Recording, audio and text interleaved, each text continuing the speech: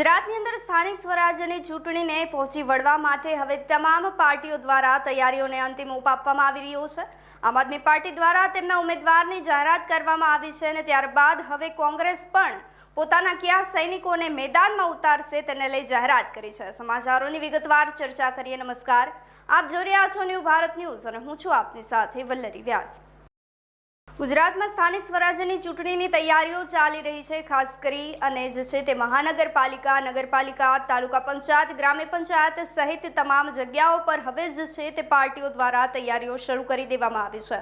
આમ આદમી પાર્ટી દ્વારા તેમના ઉમેદવારોની જાહેરાત કરવામાં આવી છે અને ત્યારબાદ હવે મોરબી ખાતે કોંગ્રેસે જાહેરાત કરી છે કે તેમના કયા સૈનિકો મોરબીના મેદાનમાં જંગ લડશે। 52માંથી 12 બેઠક ઉપર ઉમેદવારોની જે છે તે જાહેરાત કરવામાં આવી છે અને આવનારા સમયની અંદર જે છે તે કોંગ્રેસ દ્વારા હજુ પણ જાહેરાત કરવામાં આવી શકે છે। ખાસ કરી અને મોરબી ખાતે જે છે તે કોંગ્રેસના નેતાઓ દ્વારા શું કહેવામાં આવ્યું તે સાંભળી લઈએ।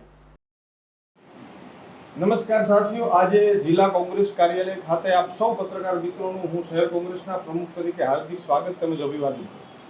આજ રોજ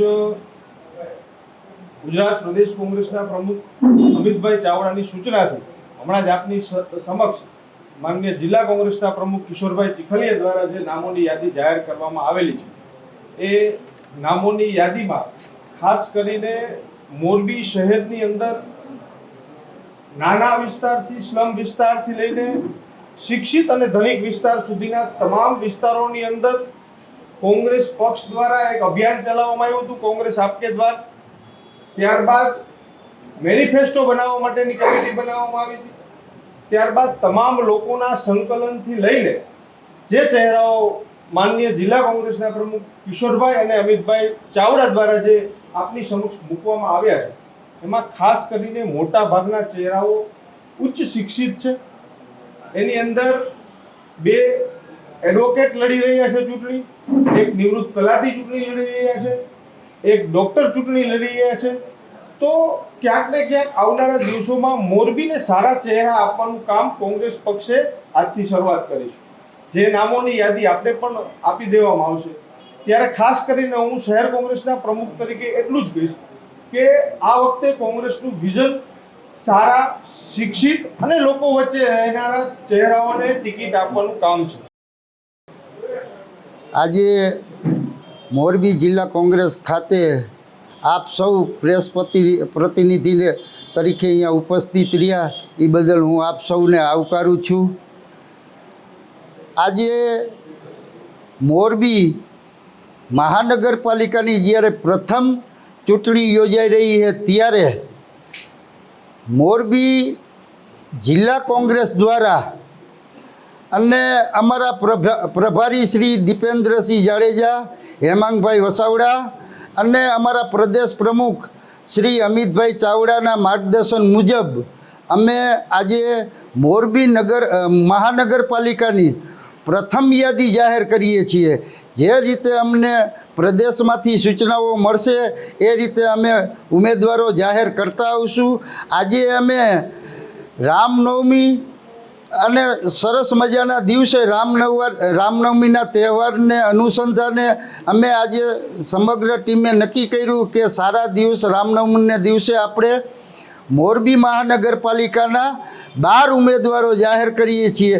જે શિક્ષિત અને ઉત્સાહિત ચહેરાઓ જાહેર કરીએ છીએ।